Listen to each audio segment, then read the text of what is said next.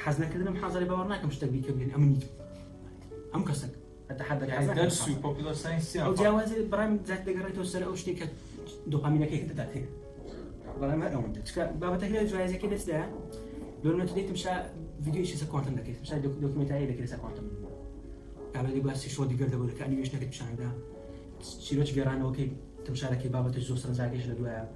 هذا دري أو هالي لقوا دي بسطوا لقوا دي بسطوا وذاك برابر الدوبامين كذا زاد بيشتي زاد ردي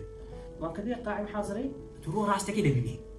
روح راسك بابا كده بيني قبل دي بس شلون نقدر كابل ذاك الدوكيومنتاري تمشي لك شلون نقدر بابا ذاك زو خوصه يعني الدوكيومنتاري اليوم بشي ليها تمشي لك با انسيتي برينسيبل نعطي ميزاني دو انه يستديك هذا ميزاني يعني اشتكى خوشه كانوا منك لو دينتو انيميشن مشان درس زو تاني لك وكذا محاضره كنت مشارك شلون نقدر كات هايبوثيسيس ني لغه تمشي لك بيني تاخذ خيالي أول كان لبشتي هي دوبها تبيكاي صفة أسيتي برسبة لقال سوبربوزيشن